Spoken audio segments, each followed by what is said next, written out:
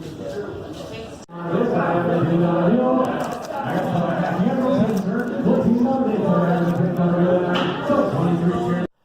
it going, YouTube? Today was auction day. This will be the last day I'm able to go to this specific auction. It's on Wednesdays. I normally work on Wednesdays. And this was my last Wednesday off for vacation. So today's date, January 2nd, 2019.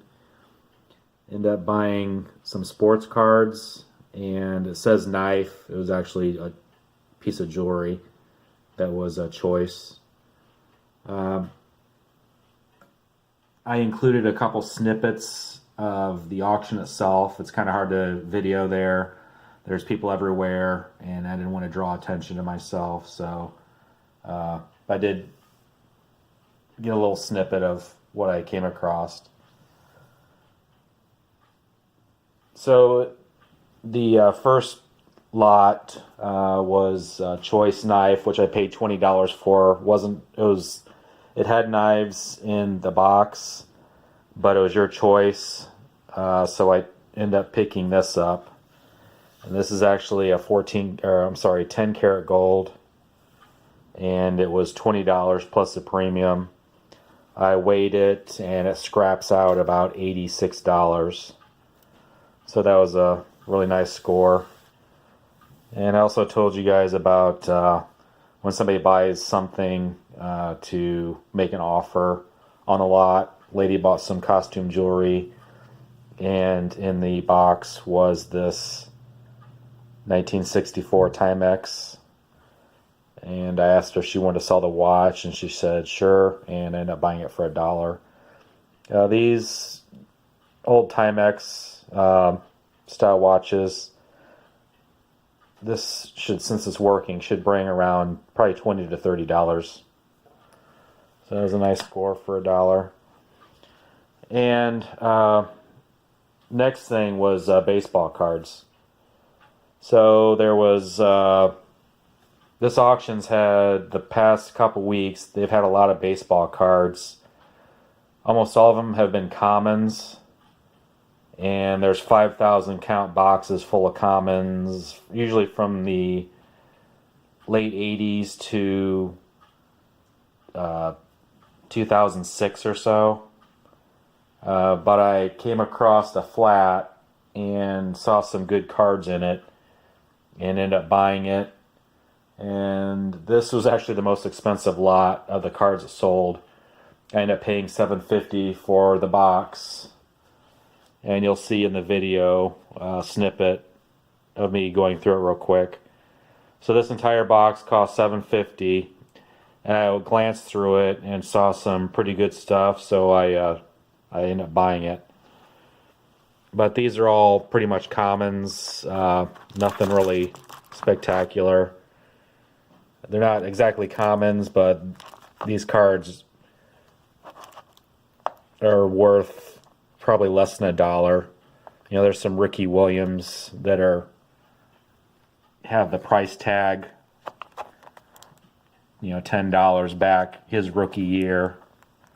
But I imagine Ricky Williams rookies aren't worth more than probably 25 cents a piece now. But all these cards are probably worth $1 or less. So I did separate the better stuff. Here's a couple sets of 92 classic basketball. I had Shaq's rookie. There's 2 sealed boxes of that. Then the better stuff was over here, and some other stuff I'm going to show you here. So these are all 1972 Topps cards. There's no stars. These are all commons. But again, like I said, I paid $750 for all of it. So these are some Michael Jordan tokens and pogs, I guess you can call them. There's this group, and these are metal.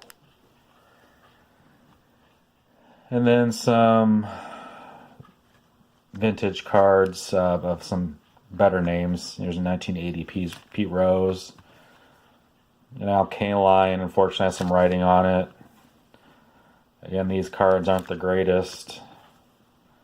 There's a Harmon Killebrew. Carl Yastrzemski.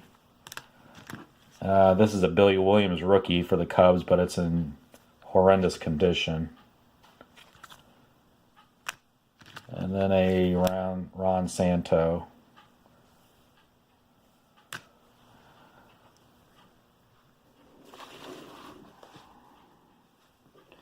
There's a Tony Gwynn rookie, OPG, Frank Thomas rookie, Joe Carter rookie, some Sammy Sosa rookies,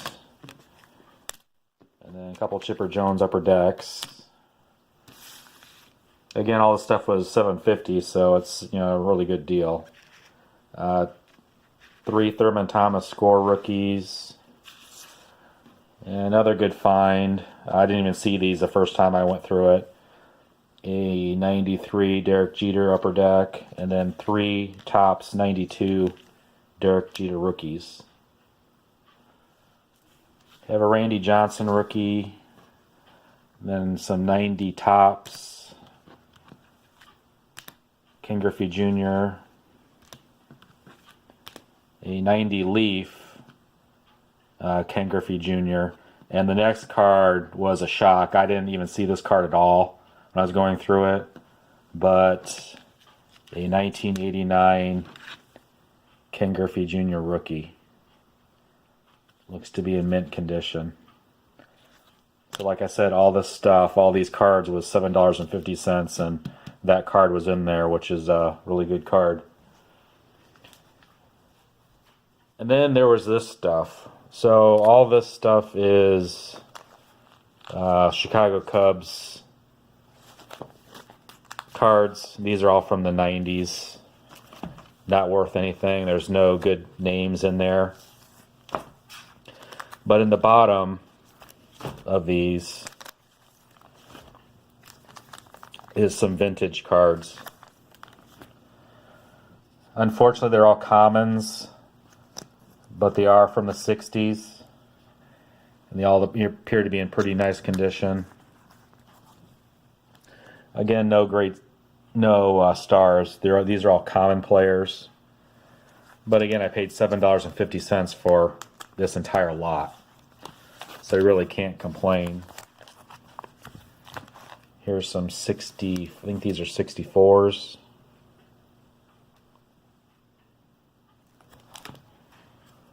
And they're all in pretty nice condition.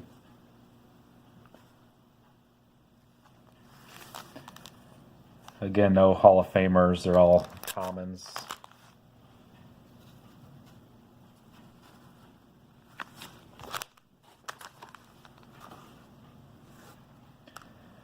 I was shocked it only sold for $7.50.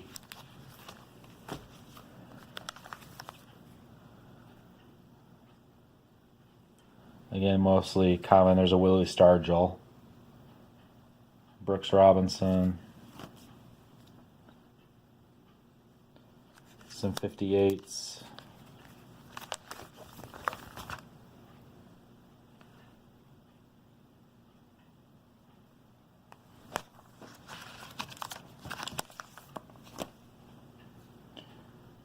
Some more vintage. Ted Glazewski. Early win. In fairly nice condition. And the reason I actually bought this is I looked through the bottom of these. Obviously I saw the vintage cards. But then in the very bottom I came across these.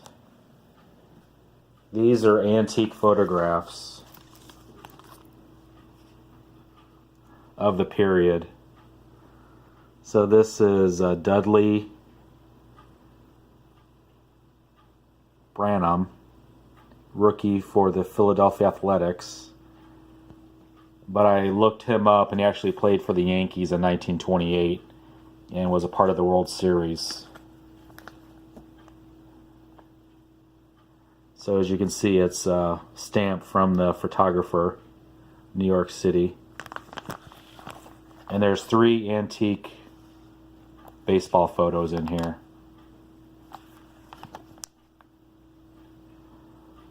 Now maybe it's this guy that played for the Yankees. Yeah, This guy played for the Yankees in 1928 and was part of the World Series championship. Another antique baseball photo of the period. See, it's stamped 1927 with the person's name. I guess there's 5 photos in here. Another antique baseball photo. And I think this one was stamped 1915. And then one last antique photo with writing on it. So yeah, another great score. $750 for all the baseball stuff. And the best card, probably this one, a 1989 Ken Griffey Jr. Really nice centering. See you next time.